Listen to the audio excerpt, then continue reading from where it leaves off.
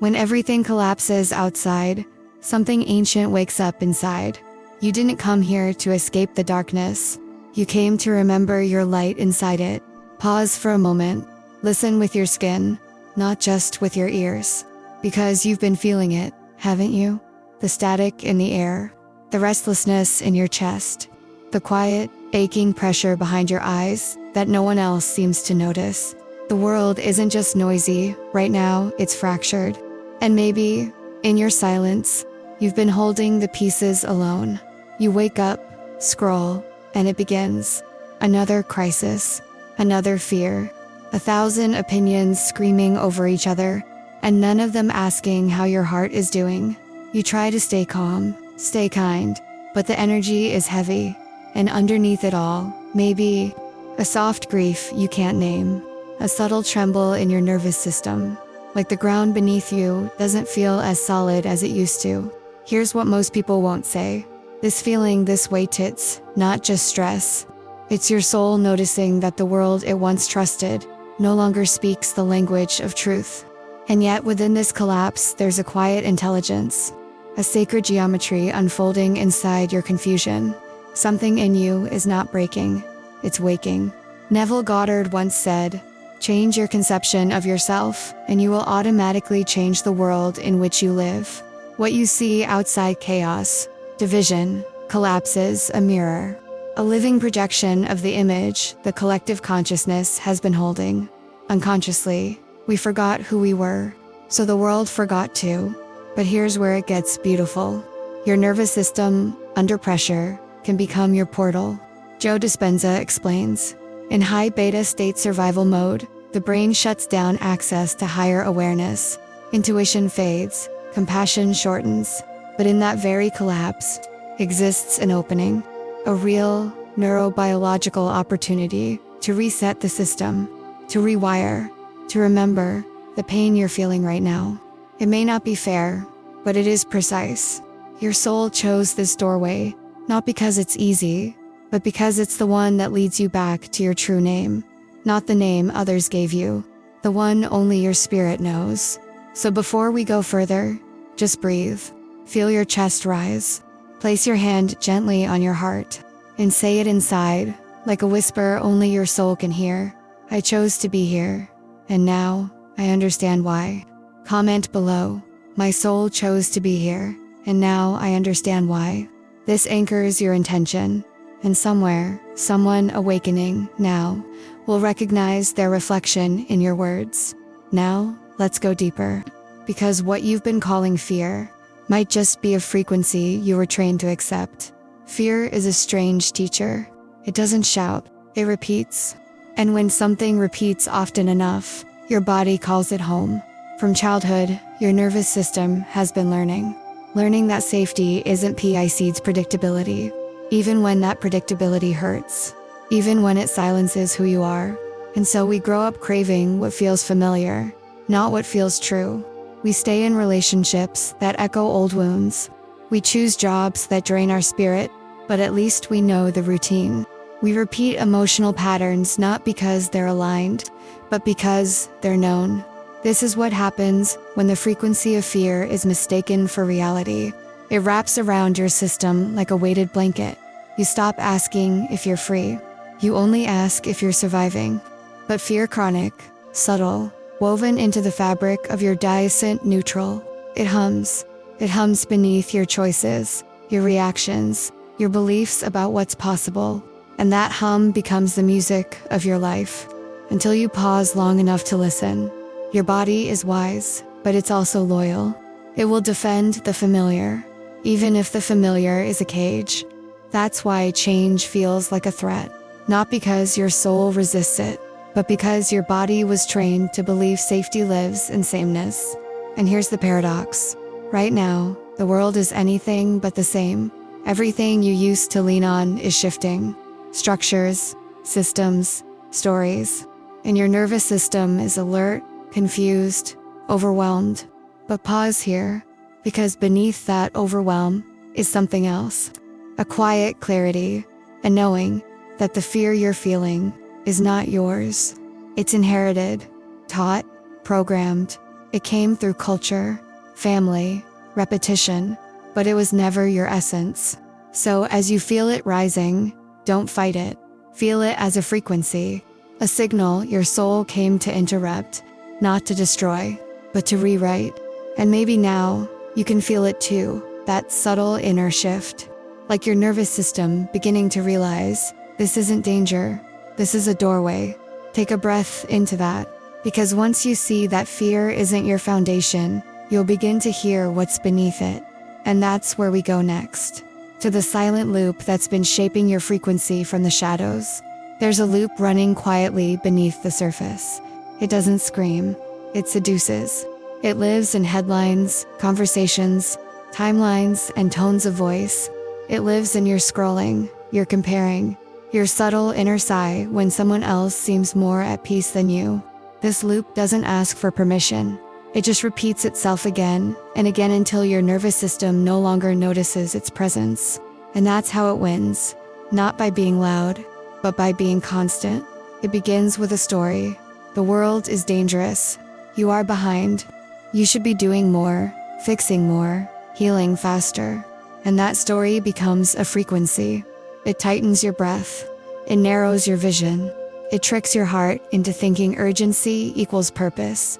But urgency is not clarity, and constant stimulation is not connection.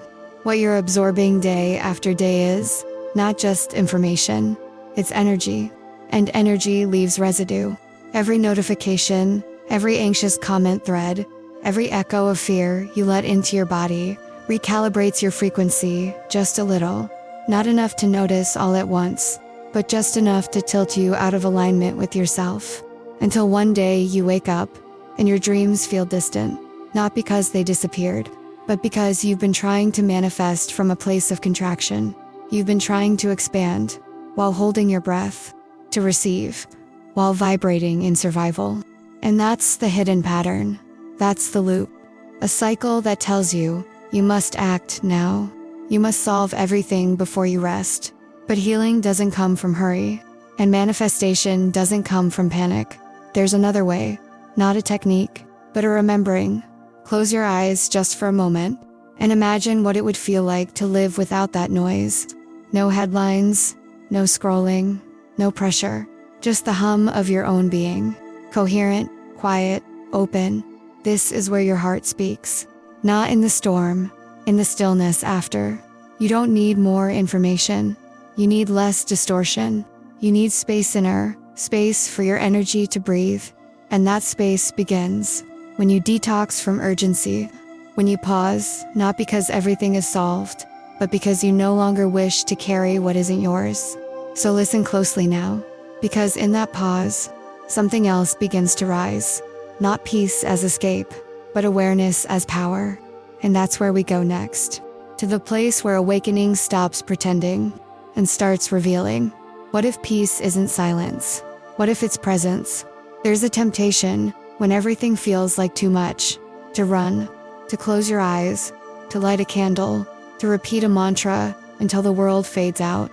But real spirituality doesn't pull you away from life. It brings you deeper into it, with open eyes, with a steady heart, with your feet firmly planted in the fire, not trying to escape it. The world has taught us a strange version of peace, one that demands calm at all costs. One that avoids discomfort, avoids conflict, avoids the messy, holy work of becoming whole. But your soul didn't come here to float above the chaos. It came to move through it with light, to feel fully, to see clearly, to love deeply even in the places that ache. This isn't about bypassing pain. This is about transmuting it. The shadow you've been taught to fear is not your enemy. It is the place where your light is hiding. The rage, the grief, the confusion, they are not obstacles, they are invitations. Maps drawn in the language of discomfort leading you back to the parts of yourself that you abandoned when the world asked you to be smaller. You see, awakening doesn't begin in the calm, it begins in the chaos. It begins the moment you choose to stop running from your noise and start listening to it. There's a rhythm inside your restlessness, a code beneath the discomfort. A spark inside the scream. And if you get quiet, not to numb it, but to hear it too, will begin to decode something ancient. This is where transformation lives. Not in pretending everything is fine, but in having the courage to say, something is unraveling, and maybe it's meant to. So, the next time you feel the pull, to numb, to scroll, to silence the storm, to quickly pause, place your hand on your belly, feel the warmth there, and whisper, not out loud, but inside, I'm not running, I'm remembering. And now, let's go even deeper. To the place where memory becomes map, where pain isn't just a wound, but a way through. There are moments when the pain is too loud to ignore. Moments that shake you. Moments that split the day into before and after. Not because something broke, but because something deeper wanted to be seen. Pain doesn't arrive uninvited. It arrives when your soul is ready to reintroduce you to yourself. But in a world that teaches us to escape discomfort, pain feels like failure. It's labeled weakness. It's silenced with solutions. But what if pain was not asking to be fixed? What if it was asking to be heard? Close your eyes, just for a moment. Remember a recent moment of chaos, a conversation that stung, a piece of news that left you hollow, an unexpected shift that pulled the ground from under you. Now feel your body's response. Did your jaw tighten? Your breath shallow? Your heart close in protection? That reaction isn't random. It's your body speaking the language of identity. Because pain doesn't just hurt, it threatens who you believe you are. And this is the key. Beneath every emotional spike, there's a question rising. What version of me is being challenged by this? Was it the one who needs to be right?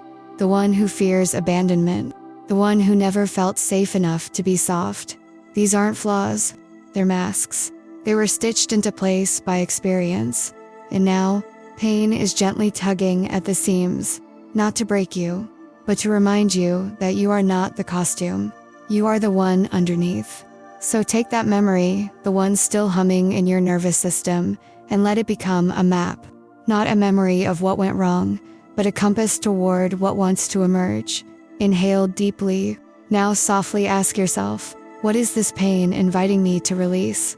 Let the answer rise, like steam from still water. You don't need to force it, just let it come. And when it does, rewrite the story, gently, intentionally, not from the voice of fear, but from the self that is already awakened. The self that knows the storm is not the end. It is the moment the earth makes room for something new to rise. This isn't about fixing the past. It's about freeing the future. One breath, one word, one remembering at a time. And now, let that breath carry you to a new image, an ancient metaphor of transformation already. Written in your DNA, there's a moment in nature that no one sees. It happens in the dark, wrapped in silence. A caterpillar, once full of movement and form, dissolves entirely. Not metaphorically, literally. It becomes a formless soup. Every structure it once relied on disintegrates. It doesn't halfway transform. It surrenders completely. And yet within that liquid silence, something miraculous is encoded. The blueprint of the butterfly already exists, hidden in tiny dormant cells called imaginal discs, cells that have been waiting patiently for the collapse. You see, collapse is not chaos. It's instruction. It's the sacred sequence of becoming. And perhaps, that's exactly what's happening in you. The confusion, the isolation, the disorientation where nothing makes sense anymore. This isn't failure, it's metamorphosis. Because the part of you that feels lost is the part that can no longer live inside the old structure. It's not that your life is falling apart. It's that your old identity is dissolving to make space for what was always inside you. You're not broken. You're breaking open. The cocoon doesn't rush. It doesn't explain. It just trusts. And in that sacred silence, it activates codes long held in the dark. So maybe the confusion you feel isn't a sign to give up. Maybe it's a whisper. Stay here. Let go of the shape you once knew. Something luminous is taking form. Place your hand on the back of your neck. Feel that warmth, that spine. That's where your future self is already standing, watching, waiting, guiding. And when you're ready, even if gently, even if slowly, you'll begin to feel something new stretching inside your being. Wings not yet named, but inevitable. And this is how we begin to hear the world differently, not through force, but through the synchrony that follows surrender. There's a strange kind of magic that only shows itself after the unraveling, not before, not while you're clinging to control. Only when something inside you quiets and listens without expectation. We've been taught that if we plan enough, push hard enough, stay ahead of every possible problem, we'll feel safe. But the universe doesn't speak that language. It doesn't respond to tension. It responds to coherence. The quantum field, this intelligent, invisible ocean of possibility, doesn't organize itself around your logic. It organizes around your frequency. And your frequency is not what you say you want. It's what you feel you are. When your emotions and thoughts are in conflict, when your heart wants to trust but your body is locked in fear, the field receives a mixed signal. It waits. But when chaos clears, when you soften, not because everything is perfect, but because you've stopped fighting your own becoming, that's when synchronicities start to gather. They don't come with noise. They come with knowing, a message at the perfect time, a person who mirrors your new vibration, a door you weren't even looking for, already unlocked. And you'll wonder, where was this all along? The answer is quiet. It was waiting for the storm inside you to pass. This is why your surrender is not weakness. It is alignment. This is why your softness is not fragility. It is your signal to the universe that you're ready, not just to receive, but to resonate. So take one long breath now. Let it drop into your belly. Imagine that breath sending ripples, tiny, golden ripples out into the invisible field. This is not imagination. This is communication. And the field is listening, not to your words, but to your essence. The moment you release the need to control each step, the next step reveals itself. And it often looks nothing like what your mind expected.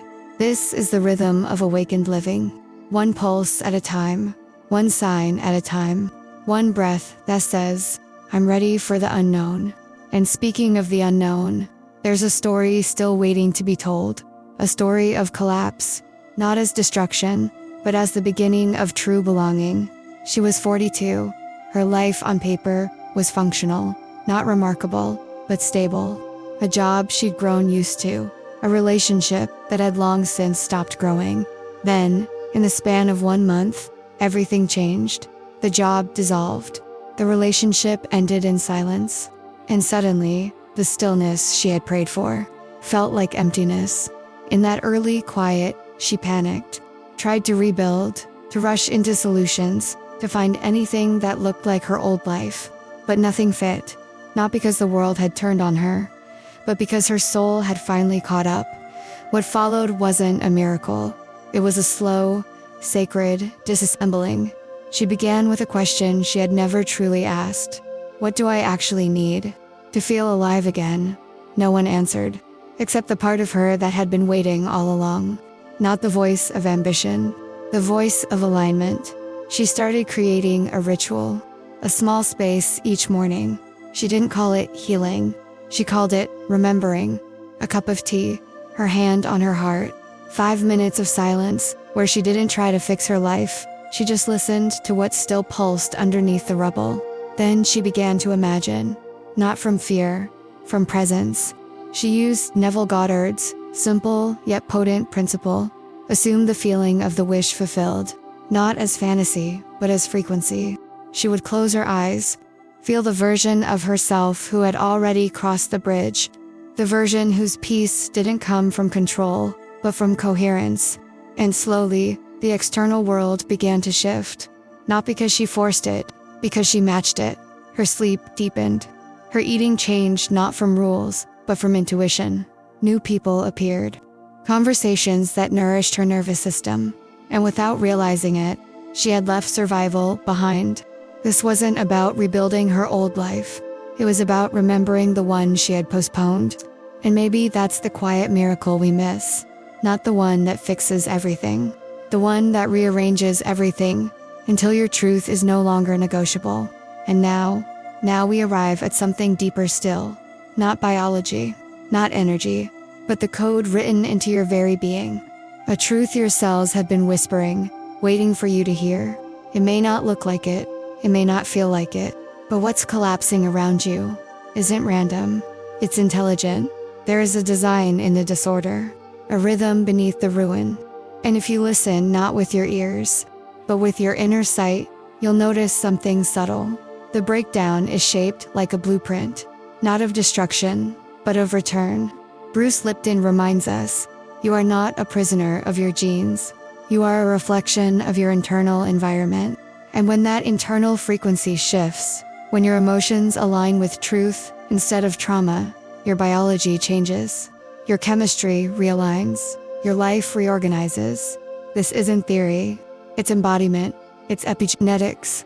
It's the spiritual mechanics of remembering who you are, and who you are is not the one scrambling to hold it all together.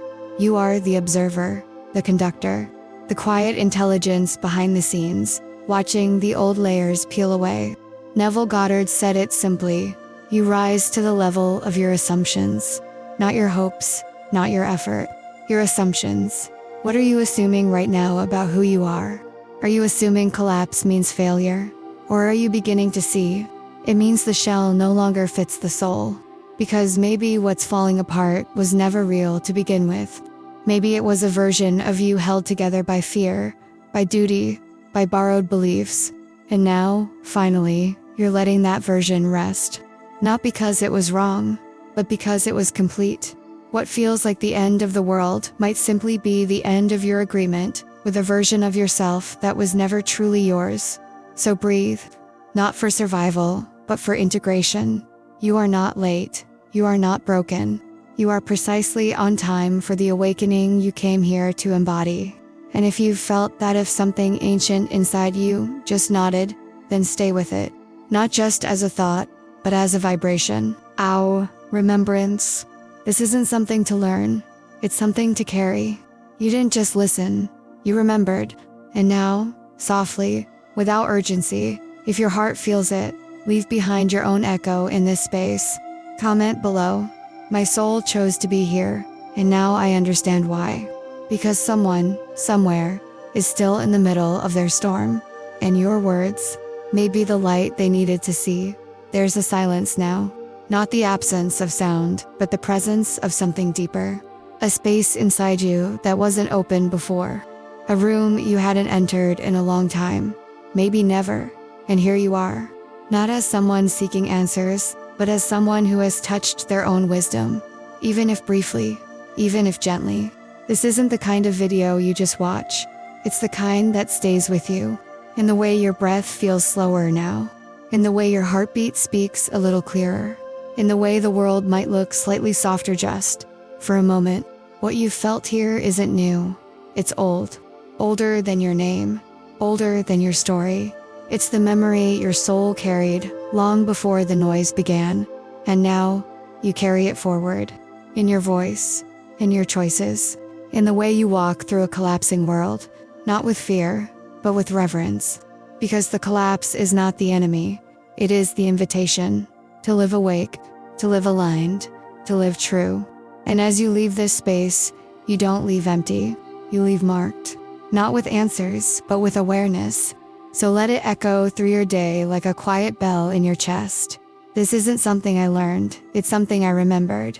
And that remembering that silent, sacred shift isn't just for you, it's for all of us. Because when one soul awakens, the entire field begins to glow. And that glow, it's already begun.